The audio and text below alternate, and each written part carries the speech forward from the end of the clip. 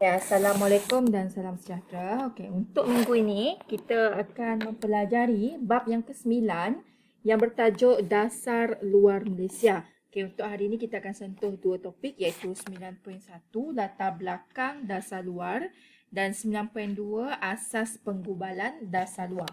Okey, kita lihat dulu 9.1 Latar Belakang Dasar Luar. Okey, ada 8 isi kandungan dalam bab yang ke-9 ini ya. Yang pertama, latar belakang dasar luar. Yang kedua, asas penggubalan dasar luar. Yang ketiga, Malaysia dalam pertubuhan PBB. Yang keempat, Malaysia dalam Commonwealth. Yang kelima, cabaran mengukuhkan dasar luar. Yang keenam, Malaysia dalam Persatuan Negara-Negara Asia Tenggara ASEAN. Yang ketujuh, Malaysia dalam pergerakan negara-negara tanpa pihak. 6. Okay, kalau sebelum ni digelar sebagai negara-negara berkecuali ya. Okay, 9.8 Malaysia dalam Pertubuhan Kerjasama Islam iaitu OIC.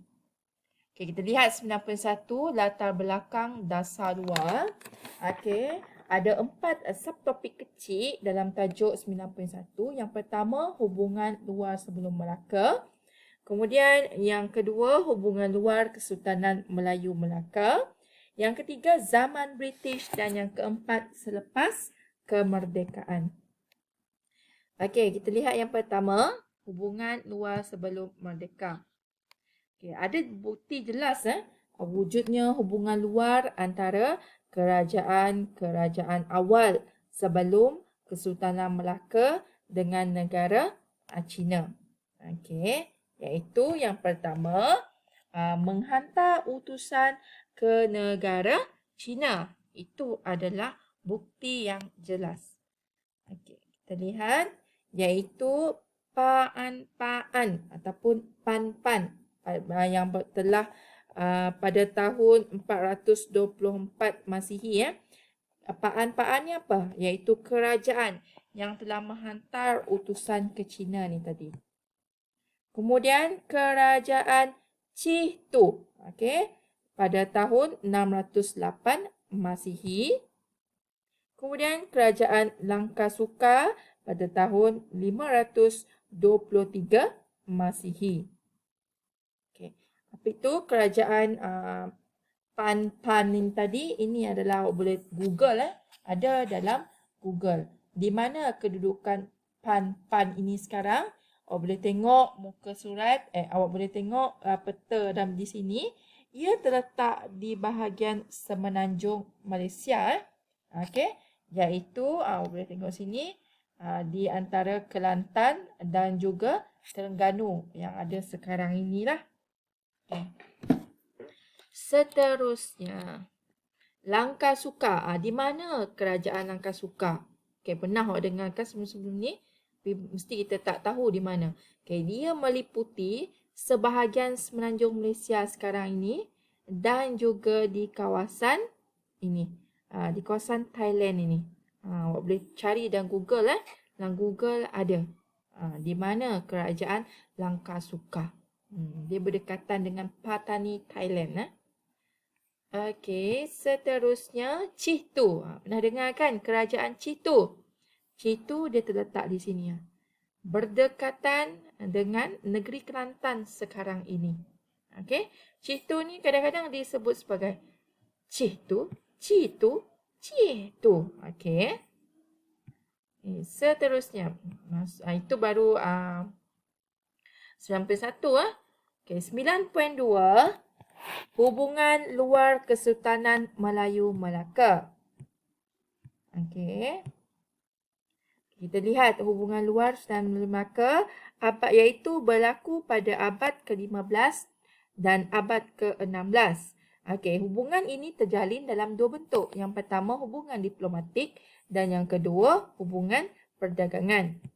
Okey, lihat dulu apa itu hubungan diplomatik. Okey, hubungan diplomatik ini dijalankan melalui penghantaran utusan. Okey.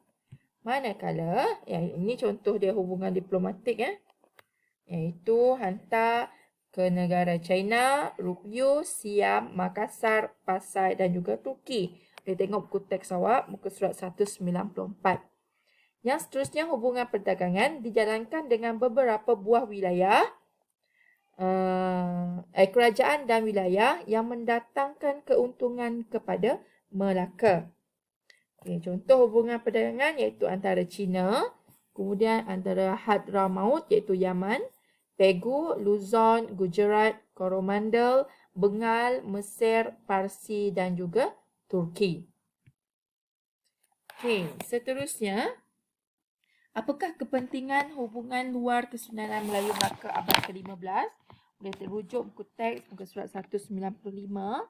Yang pertama, menjamin kestabilan dan keselamatan kerajaan. Okay, yang kedua, menjamin kemakmuran Melaka melalui hubungan perdagangan dengan negara luar.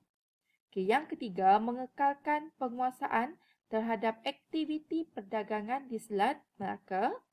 Yang keempat, memperolehi perakuan tentang kedaulatan Melaka. Dan yang kelima, membantu Melaka muncul sebagai pusat penyebaran Islam. Okey. Tajuk yang ketiga iaitu zaman British. Okey, dasar luar zaman British. Okey. Pada zaman British, hal ehwal luar negeri Melayu, negeri-negeri Selat, Sarawak dan Sabah dikawal oleh tanah pejabat tanah jajahan di London. Okey. Itu dia. Kemudian selepas kemerdekaan,